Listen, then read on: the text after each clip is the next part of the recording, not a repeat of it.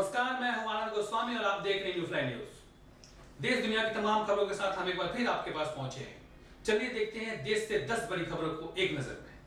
प्रधानमंत्री नरेंद्र मोदी मंगलवार को पोखरण में भारत शक्ति का अभ्यास देखने पहुंचे। बता दें कि जैसलमेर की पोखरण फील्ड फायरिंग रेंज में तीनों सेनाओं की स्वदेशी हथियारों की ताकत का प्रदर्शन किया जा रहा है।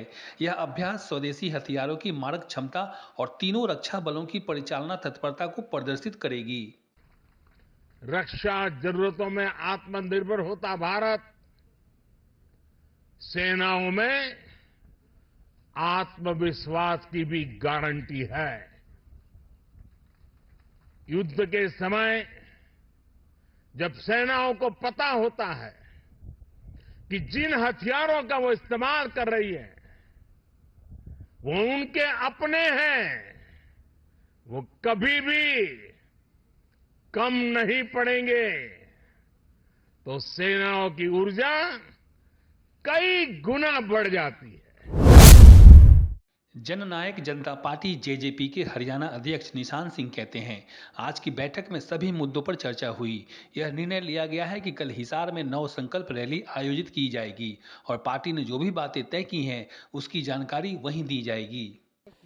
या आईडी नीचे करो यार थोड़ा सा, जिसको हम नव संकल्प रैली के रूप में मनाने जा रहे हैं। तो वहाँ आप सभी साथियों को, प्रेस के सम्मानित जितने भी दोस्त हैं, ठीक है, उनको ये सारी आज की जो कार्रवाई है, जो आज मीटिंग के अंदर डॉक्टर साहब के नेतृत्व में जो भी पार्टी ने तय किया है वहाँ उसका हम खुलासा। तेलंगाना के सिकंदराबाद में सोशल मीडिया वॉरियर्स मीट को संबोधित करते हुए अमित शाह ने यह बात कही है। उन्होंने कहा, इन 10 सालों में प्रधानमंत्री नरेंद्र मोदी ने देश को राजनीतिक स्थिरता देने का काम किया है। अभी कल ही हमने कहा था हम सीएए लाएंगे। कांग्रेस पार्टी सीएए का विरोध करती थी। आजादी के वक्त से कांग्रेस पार्टी और हमारे संविधान निर्माताओं का वादा था कि बांग्लादेश, अफगानिस्तान और पाकिस्तान से जो शरणार्थी आएंगे, जो वहां की प्रताड़ना झेल कर आएंगे, उसको हम नागरिकता देंगे। जैन, ये सारे सिख, ये सारे लोगों को नागरिकता देकर उनका सम्मान करने का काम नरेंद्र मोदी जी ने। सीएए लागू होने पर एआईएमआईएम प्रमुख असदुद्दीन ओवैसी का कहना है, आपको सीएए का एनआरसी और एनपीआर के साथ जोड़कर देखने की जरूरत है। केंद्रीय गृह मंत्री अमित शाह ने संसद में मेरा नाम लिया और कहा कि एनआरसी और एनपीआर लागू किया जाएगा। यह है ऑन रिकॉर्ड। उनका मुख्य उद्देश्य में एनपीआर और एनआरसी लागू करना ही है कि सीएए को आप सिर्फ सीएए से नहीं, सीएए को आपको एनपीआर और एनआरसी से जोड़कर देखना जरूरी है। क्या अमित शाह पार्लियामेंट में मेरा नाम लेकर नहीं कहे थे कि ओवैसी जी एनपीआर एनआरसी भी आएगा? क्या अमित शाह कई टीवी इंटरव्यूज में नहीं कहा था कि एनपीआर एनआरसी आएगा जब सीए भी था? सीएए के कार्यान्वयन पर सीपीआईएम नेता बृंदा करात ने कहा, 3 मुख्य मुद्दे हैं कि हम इसका पूरी तरह से विरोध क्यों करते हैं। सबसे पहले, यह नागरिकता की परिभाषा को बदलता है और इससे धर्म से जोड़ता है, जो अत्यधिक भेदभावपूर्ण है। Well, there are 3 main issues why we totally oppose this. The CPIM totally opposes it. The first is the act itself. We had opposed it because it changes the definition of citizenship in India and links it to religion, which is highly discriminatory. Secondly, we oppose it because the timing of this, just 3 days before the elections, the announcement of the elections means what? Obviously, if they have not done it for 5 years and they're doing it today, it's because they have a view that this is going to further polarize, which is what the BJP thrives on. Polarization and division is the DNA of the BJP's.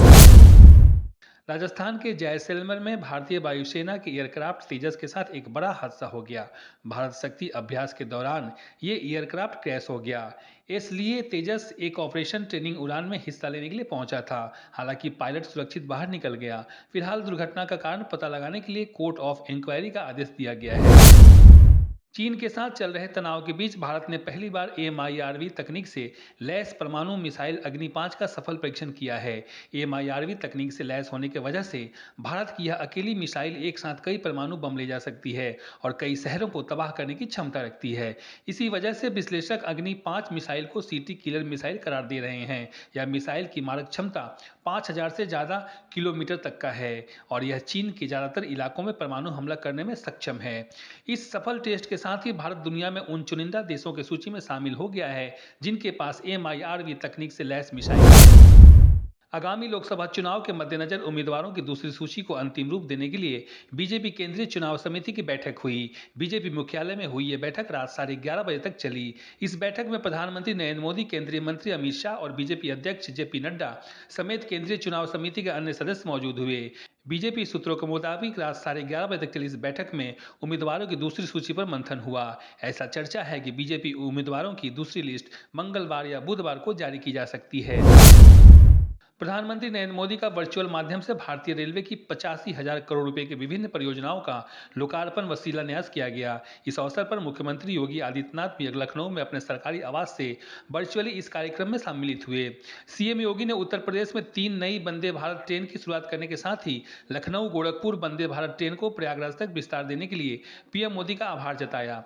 PM Modi ने देश को 10 नई वंदे भारत ट्रेनों की सौगात दी है। इसमें PM ने लखनऊ देहरादून, पटना लखनऊ और रांची वाराणसी के लिए भी वंदे भारत ट्रेन को हरी झंडी दिखाई है। वहीं गोरखपुर लखनऊ वंदे भारत एक्सप्रेस का एक्सटेंशन प्रयागराज तक किया गया है। वहीं कुल 1 लाख करोड़ से अधिक परियोजना का शिलान्यास व लोकार्पण भी किया गया। पार्लियामेंट में क्या बोलते थे? हमारी फलानी ट्रेन का वहां स्टॉपेज दे देंगे, वहां हम डिब्बे 6 है तो 8 कर देंगे। यानी रेलवे, और मैं देख रहा था पार्लियामेंट में भी धप धप तालियां बजती थी। यानी यही सोच रही थी कि स्टॉपेज मिला कि नहीं मिला, ट्रेन वहां तक आती है, मेरे स्टेशन तक आगे बढ़ी कि नहीं बढ़ी। देखिए 21वीं सदी में यही सोच रही होती तो देश का क्या होता। और मैंने पहला काम किया, रेल को अलग बजट से निकाल करके भारत सरकार के बजट में डाल दिया और उसके कारण आज भारत सरकार के बजट के पैसे रेलवे के विकास के लिए लगने लगे। CAA लागू होने के बाद दिल्ली पुलिस और RAF ने दिल्ली के सीलमपुर इलाके में फ्लैग मार्च किया।